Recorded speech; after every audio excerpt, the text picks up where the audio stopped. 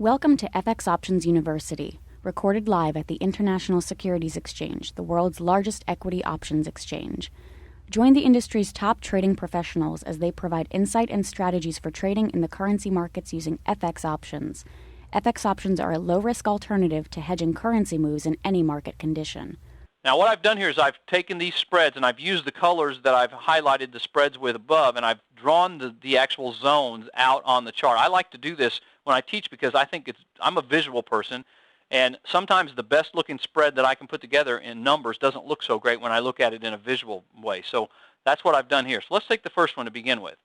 This is an in-the-money debit put spread, as we said. It's on the Swiss franc. I'm going to purchase the February, and these will be February 2011, 108 puts, and at the same time I'm going to sell February 105 puts. So I'm buying a strike that's deeper in the money, and since it's a put, that means that's the more expensive leg, and that's the reason why this ends up being a debit. I pay $3.88 for the long leg, I get $1.44 in on the short leg, and my net cost is $2.44. So if I did this as a 10 by 10 like in my illustration, this trade would cost me $2,440. But let's just talk in terms of points because it's easier for me to do the math that way. Now, to calculate the break even on a trade like this, what you do is you take the main position, and you might go, well, what's the main position? When I talk about spreads, my main position is the one that drives my sentiment. And the main position is always the most expensive of the two legs, or the more expensive of the two legs. Whether that's a put or call, whether it's a long or a short option, the more expensive one is the one that drives your sentiment. Well, the most expensive leg here is a long put option. Now, if you don't know much about options, you probably know that a long put option in and of itself is a bearish strategy. So therefore, I'm bearish when I do this spread because the more expensive leg, or the main leg, is a long put, which is a bearish strategy. So what I do is I take the strike price of that long put, which is 108, and I subtract the amount of my debit, which is 244, and that gives me my break-even price of 105.56. Now, if you look down below on the picture of the SFC chart, you'll see that 105.56 lines up right at the top of that little orange bar that I've got drawn in on my chart below. So that's my break even. Now remember, I'm bearish, so that means that in order for this trade to be profitable at expiration, and this is all these calculations of break even, max gain, max loss are always done as of the date of expiration because that's the only time when we know exactly how much these options will be worth. If they're out of the money, they're worth nothing, and if they're in the money, they're worth the amount that they're in the money. We don't have any way of knowing exactly what they'll be worth in the interim. We can guess, but we always do our calculations to determine whether or not it's a good trade based on where we think things will be at expiration. So at the date of expiration, if my break-even price is 105.56, which corresponds to the top of the orange zone below, that means I need this particular underlying security, or in this case the dollar relative to the Swiss franc, to be below the very top of that orange zone. Now you can see how conservative this trade is if you look at it, and you can see that in that chart below, this particular currency pair has been below the top of that orange bar for the last 5 months. So in other words, in order for me to be in a profitable zone, this particular currency pair only has to stay in the same zone that it's been in for the last 5 months. Well, that's not a pretty tall order, is it? I mean, it's a pretty easy thing to think that if it's been in this zone for 5 months, there's a very good chance that it'll continue to be in that zone. In other words, I'm already in my profit zone. I just need this thing to not necessarily go down, but to just not go up in order for me to be profitable. But what's nice is what's more important is I want to calculate how much money can I make and where does this thing have to be in order for me to make money. So what we do is we calculate the maximum gain. The maximum gain, like any other spread, is calculated as the difference in the strike prices of the two legs. In this case, it's a 3-point spread because I'm 105 to 108. And I subtract the amount of the debit. So if I take a 3-point spread, subtract 244, I end up with 56 cents, or in this case, that's $56 per pair, or on this particular 10 by 10 spread, that would be $560. That would be my maximum profit. And your maximum profit is going to occur, remember what I said at the beginning, when both options expire in the money. That's going to be below 105. 105 corresponds to the bottom of that orange zone bar that I've got drawn on my chart below. Well, notice that also not only is this particular pair not only is this particular pair below the break-even line, but it's actually below the max profit line already. So once again, in order to make the maximum potential profit on this trade, all this thing has to do is stay about where it's at right now. And in fact, it could even go up a little bit, because if you look at the chart, you'll notice on the right-hand edge that at 104.42, that was the price of this pair at the time I put this example together.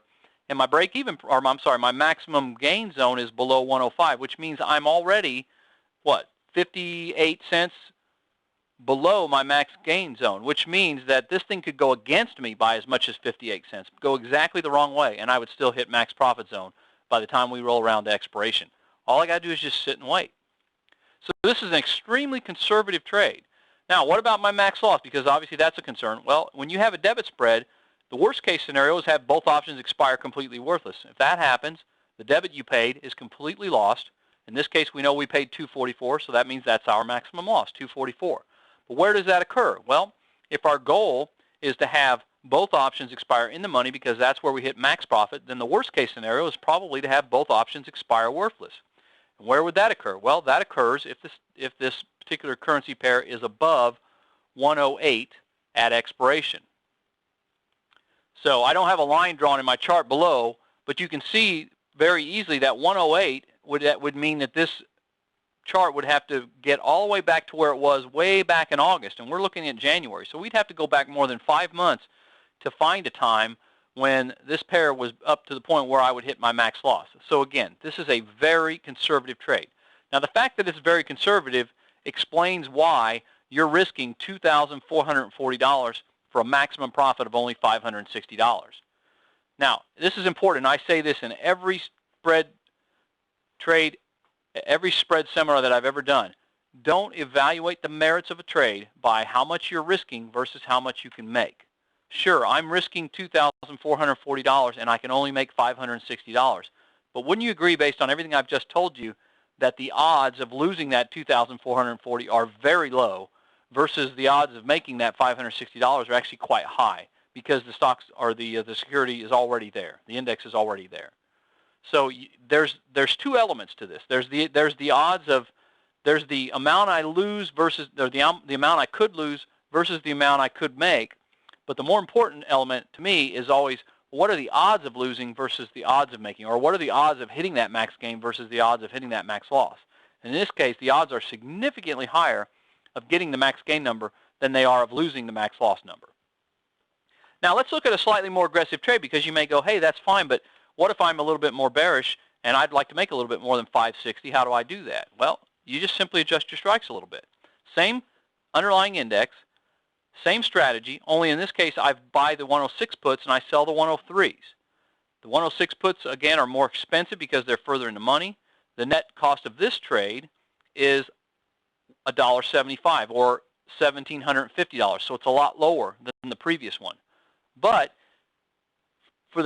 because you got the benefit of not paying as much, there's a drawback. There's always a trade-off. Every time you get something good here, you got to give something up there. What's the trade-off? Well, the trade-off is all the other items. What's the break-even? Well, the break-even on the other strategy, or the other trade, was 105.56. On this one, if I take my main position strike of 106 and subtract the 175 debit, I end up with a break-even of 104.25. Well, if you look at the current level of the index, it's 104.42. That means in order to break even on this particular spread, I have to have at least a small decline in the value of this index in order to break even, whereas the other one, if you recall, could go 58 cents against me before I would even be out of my max profit zone. This one has to actually go down about 20 cents or so for me to actually break even. But the benefit to that is that if it does go down and I'm right, my maximum gain is a lot higher. It's $1,250 on this one as opposed to just 56. So it's the net of the strikes. Again, it's a 3-point spread minus the amount of the debit, 175, gives me a max gain of $1.25. And that occurs at 103 or below. Why? Because 103 is the price at which both puts would be in the money. And that's my goal on any debit spread, is to have both puts in the money. Thank you for participating in this week's session. Please join us again next week. Get trading ideas, exchange rates, webinars, news, and commentary. Visit www.fxoptions.com. ISE FX Options can be easily traded through all options-enabled brokerage accounts. These exchange-listed securities are cash settled in U.S. dollars and have a European-style exercise.